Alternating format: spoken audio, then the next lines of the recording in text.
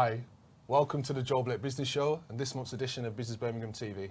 I'm your host Joel Blake, and today we've got an amazing show with some entrepreneurs that you know, and if you don't know, you need to get to know.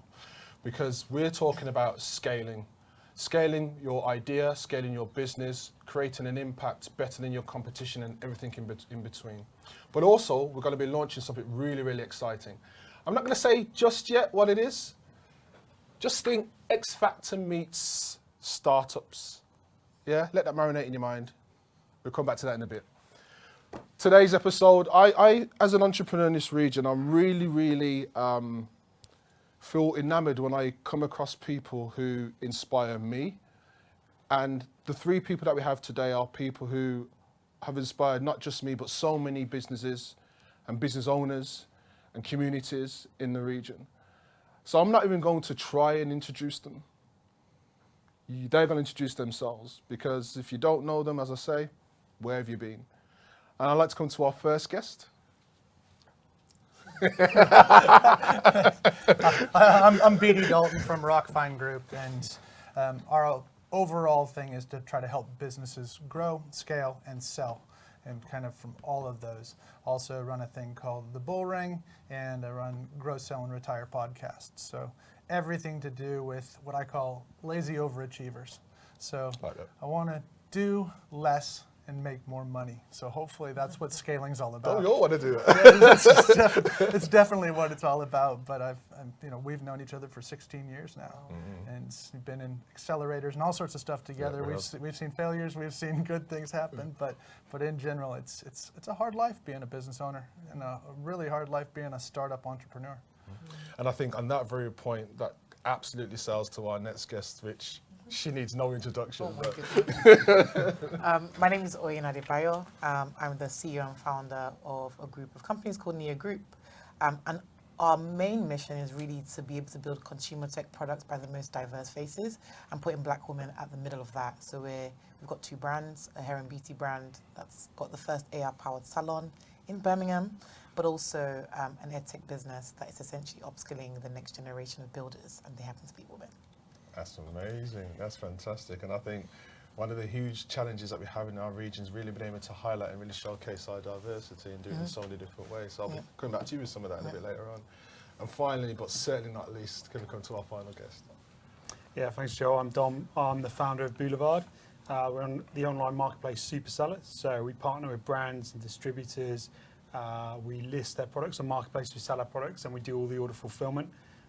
Really came at it from a different angle with technology, giving them a kind of ideal route to market versus what's out there as alternatives. And we've also just launched a standalone fulfillment product service where we work with brands and we fulfill orders they may have from different platforms, even if we're not the seller of the product. Oh, excellent. And am I right in hearing that you had a nice little award win quite recently, the Great British Entrepreneur of the Year, Scale Up Entrepreneur of the Year? Is that correct? Yeah, I was beginning of this week. I'm not sure if I've really recovered from the night after. I'm getting there. It was such an honour to receive that award. The talent in that category and in those awards was phenomenal. So it was a real honour and great thing for us to win. We grew 86% in the last year. Okay. So for us, a really nice kind of thing at the end of that to have. No, that's fantastic. And, just for the viewers straight away, the quality that we have just in this room is enormous, and that's a great representation of what we have across the region. But let's get into kind of the reality of this scale-up growth journey that entrepreneurs are on. Oyin, I'd like to come to you first and foremost, because you are revered as a tech entrepreneur, but I know you're advocating for diversity and inclusion within the tech space. Yeah. How have you found that as a journey in terms of an idea to where you are now, where you're going to be? And I say going to be because I know you're going to be there. But how have you found that journey, bringing that diversity into not really a diverse space historically? Yeah, I think the journey has been tough. We've had various conversations about, the perception of diversity and how it's not seen as maybe a priority and most seen as a CSI exercise. And so for me, I don't want diversity to be a charitable exercise, because when we think about our world or think about the globe is very diverse. And so I want to see a world where people that build the products that we have are diverse people. And so being a woman, being a black woman to be specific, has come with its own challenges, but I don't let it kind of stop me. I let it to be my driver, and I see it as my kind of, I guess, advantage, my competitive advantage. And so I kind of extend that to the people that are users and are kind of beneficiaries as well within Neo. So yes, idea phase, actually, the boring. which we will come to for sure. For sure. It's interesting to actually reflect on my journey since the boring, and when I think about my early days, I feel like tearing up and crying, and I just have to thank people like this person sat next to me for like that kind of help and that journey. But just to see the evolution of that, knowing that I wanted to build tech, but I didn't want to outsource my tech to random places. I actually wanted the people that built it to be, people that use it too. And actually, we're doing that, and I'm so proud. So, yeah. No, and so you should be. And I think what you represent is that it's not about where you come from, it's about where you're going. Yeah. But it's remembering those things that drive you forward. Yeah. And I'm sure as I come to yourself, Dominic, in terms of your journey, you've kind of carried that ethos forward in terms of, the idea for Boulevard and where it is now and where you're going. I mean, tell us a little bit about that journey. Yeah, mine started in something completely different. I started selling costumes to students when I was at university, and knocking on their doors with some makeup if they were going to a party. And that really gave me into the brands and understanding that marketplaces were such a growing domain, but that they didn't really have any expert retailers that had the technology to sell in those markets and the understanding of what it really takes around data and technology to be successful. So we started just selling costumes, and it went well the first couple of years, and we built out the number of brands we were working with. And we'd always wanted to expand, and we had a plan to dip our toes in and then build the technology and then go into the categories. And all of a sudden COVID happened. And overnight the demand for costumes, as you can imagine, was not exactly there. So we dropped revenue about 80% overnight. And so we decided, rather than furlough people, we'd just have people work in new categories, get new suppliers and onboard them quite quickly.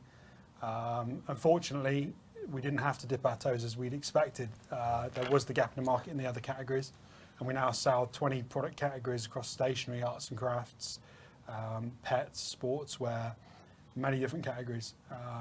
So I think it taught me a lot in that moment as to how you need to, I suppose, not carry too much risk in terms of set things in business. You need to dilute that risk as much as possible. And sometimes, when you're forced to go fast, actually, it's of benefit in the longer run.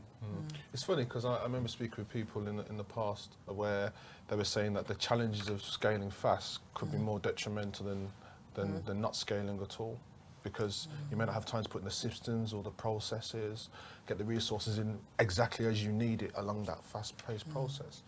But I think from what you just said there, the ability to almost forecast and then dilute that risk as quick as possible and being fleet of foot and agile would arguably be one of the core reasons for scalable businesses like yours to be able to do that effectively. Which kind of brings me to yourself, Bart, because with all your experience of helping hundreds, dare I say thousands of entrepreneurs here and abroad, you've probably seen all of that and then some.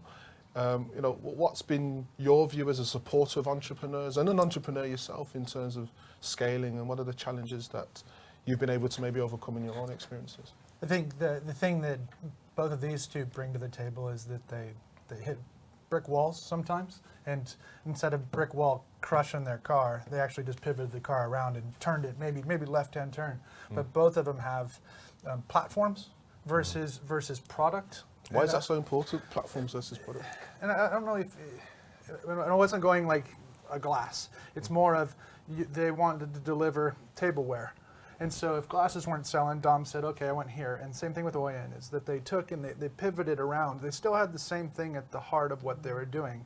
And being an entrepreneur, knew that I can't sell glasses because there's too much competition there, so I went here. Or my platform, like Dom had from DAPV back in the day, it wasn't actually selling the costumes. It was actually the method and the system to sell the costumes. Okay. That was what Dom was selling. And it's when people get focused on selling the pin or the glass or that, instead of the entrepreneurial spirit behind delivering a thing.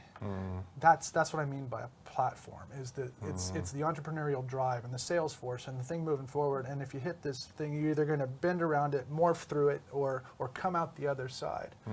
And or completely pivot into something else. I mean, Oyen's doing hair and beauty and tech, which if you look at it, well, how the heck does that come together? But in general, she knows how it does. You know, you and I might go with our maybe not now. With no hair. We've got the beauty part, but no hair. But overall, it's bringing that back to the thing. So when I was looking at that, and when I talk about the bull ring, it's an entrepreneur showcase. Yeah. It's not about the product. It's not about buy this thing like they do on Dragon's Den, is buy this pen. It's you're buying the entrepreneur, and you're backing the entrepreneur, and you believe in them, and that's what, you know, we're in the land of 1,000 trades, aren't we? This is the city of 1,000 trades, and people tend to act like bubbles still. Like I call this the biggest froth in the world, right? All these bubbles, there's bigger bubbles, there's smaller bubbles, and all of us are running around these bubbles, but when we get together and we start to make these little bubbles into bigger bubbles, that's when the froth starts to separate. And that's when we start to work together. But there's still too many bubbles running around. I mean, do you both see that yourselves as entrepreneurs kind of in this foam? How do you feel? Do you feel like the region's connecting more, or do you think it is separating, or mixture I of think both? we're in a bit of a melt. Is it like a shaking time? The way I see it is kind of like are we going to connect more, or are we going to separate more? And I that's where I kind of see the pivotal moment right now, especially you know, like there's different people that have different ideas, but there seem to be very homogenous ideas. And actually, I was speaking to my teams the other day about some of the education stuff that we do, and I said, actually, what we're doing is very homogenous. If I was just being honest with myself, it's very homogenous to what exists out there. And so, how do we actually bring together ecosystems to actually be the people that supports the ecosystem to come together? So we'll see. I don't know. I don't know. But I think for me, I am very driven for my mission. So like, for example, with my education business, I want to upskill 1 million people by 2030. That's my goal. For the hair and beauty business, I want to build a hair and beauty empire that ensures that products are delivered and it's built with tech at the foundation of it. So I'm driven by that, and how can I get people to come together on that mission and that vision? Because when you look at great entrepreneurs that are building great things, they think beyond the product, as BD said. They actually think about, how do I impact humanity? How do I truly disrupt the way life happens?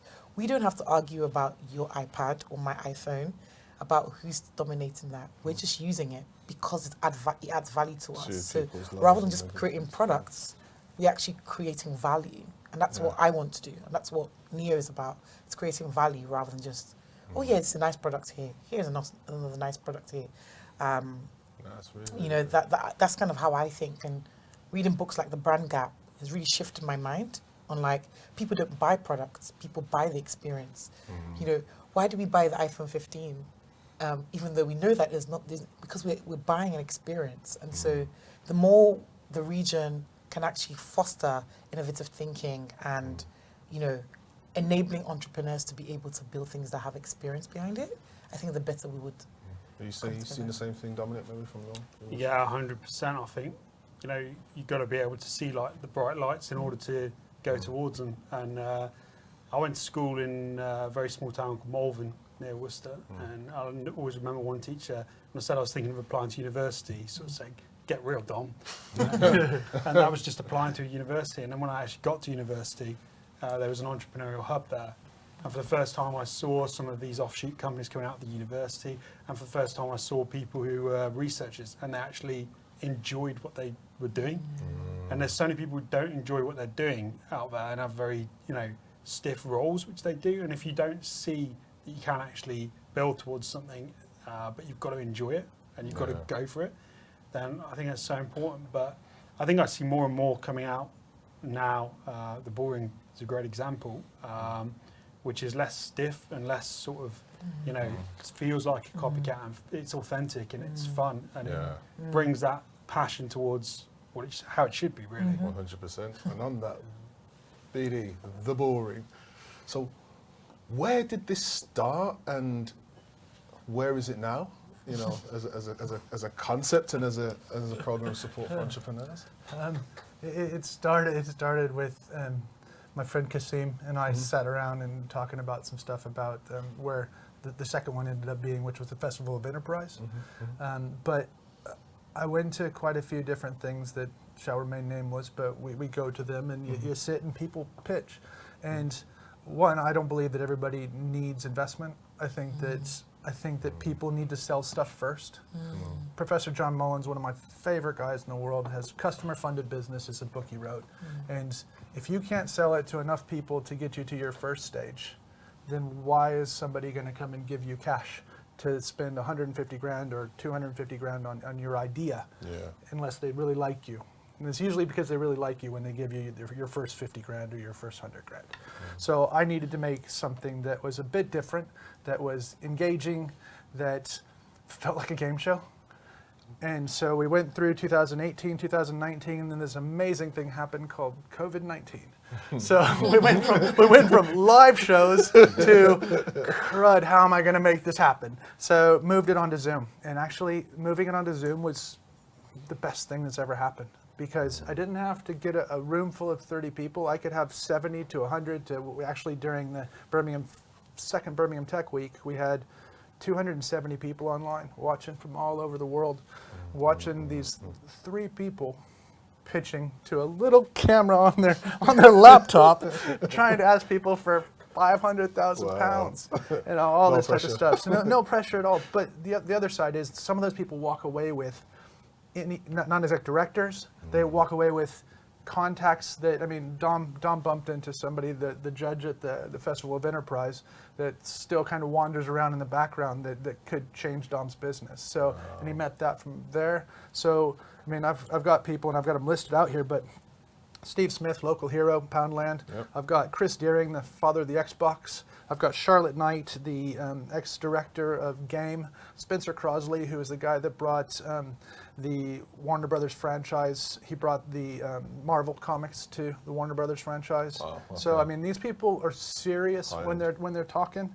And so if you or Oyen or Dom or anybody's bringing this stuff, they're not there to beat you down like on the Dragon's Den. My bulls are there to support and to say, here's one thing I really loved about that, Oyen, but here's one thing you need to work on. So if you're going to bring this to me asking me for money, here's the thing I want to know. And I just think we've gotten into this world with so many entrepreneurs, everybody's out with their begging bowls, and you have to set yourself apart. And in that froth that I was talking about, you got so many other bubbles that are trying to compete for your money or your time or your eyeballs or whatever it is. So the bull ring was there as this showcase to say, here you are. And it's kind of the precursor to a lot of the other ones that are out there, because this is seed stage. We've had a couple people, I think the biggest one asked for $5 million. And some people make money off the back of it, or as in raise money off the back of it. But a lot of people just get really good connections and get a good practice, I think. I mean, and you guys, I think you get a good practice in front of people, and you get instant feedback. I think that's the biggest thing, because we have polls and people get to vote on whether Joel is investable or not investable. Oyen, investable or not investable. Dom, investable or not investable. So you know whether you won the hearts and minds instantly. Customer validation. Instantly. Market validation right there and then, isn't it? Yeah. Which brings me on to the announcement that I mentioned earlier, which is the launch of The Bull Pitch. Yay. The Bull Pitch is something that we believe is going to be the game-changing program of support for entrepreneurs. You've heard about the Bull Ring, but I'm going to pass back to BD to explain what the Bull Pitch is all about. So the life of an entrepreneur is hard, isn't it? I mean, it's very, very hard. Some days you don't want to get up. Some days you don't want to go into the office. Some days you don't want to make that pitch. So what we're going to do is we're going to show the life of an entrepreneur. We're going to show the life of an entrepreneur asking for money, begging bowl, all that type of stuff, but also in the preparation up to it. So we're going to open up from December 1st. We're going to start asking for people to submit their application to appear on a bull ring, a live bull ring, somewhere between April and May. And we're going to ask, and we're going to have 15 people that will make it out of that. And imagine Britain's Got Talent. So you'll have 15 entrepreneurs in front of 3 bulls, and 3 people, local celebrities in the financial sector and services sector, things like that. And these people, all 15 of them are going to pitch to the bulls. And only 3 of them are going to make it out alive. Amazing. Only 3 of them. So you're going to get to see, like you do on Britain's Got Talent, you're going to get to see the people, kind of testing, singing, working their magic and the thing, and then they're going to get rolled out for a 2-minute pitch in front of 3 bulls. They don't get the 5 minutes. They only get 2 minutes to win over the bulls. 2 minutes. That's hard. It's hard. So you're going to have to bring your A game. Then if you win, if you're one of the 3 finalists that are chosen, we're going to get the BBTV team to follow you around throughout that time to get you some great marketing, some great notoriety, some great stuff.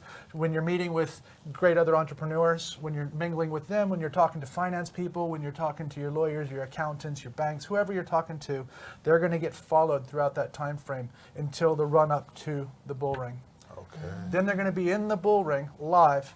And somewhere here in Birmingham, depending on how big we get as to how much we have to do, we're hoping that we have to go over to the NIA or something like that, or Utility Arena. But you're going to get to roll yourself out in a proper live broadcast in front of bulls. You're going to get that and all the people in the audience.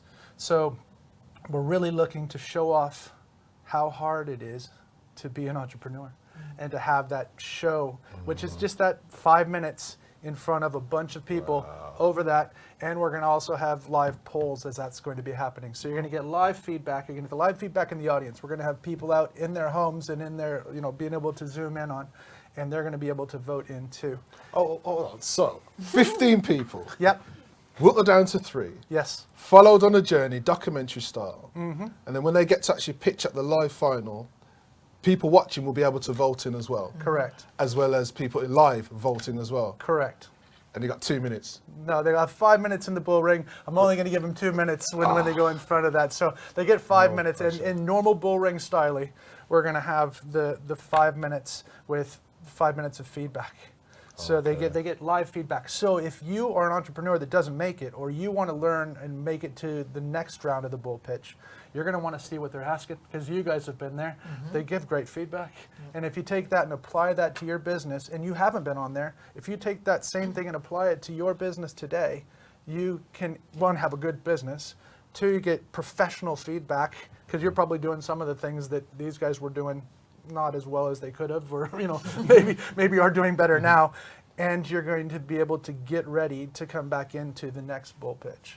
So what makes the bull pitch different than any other program in the region?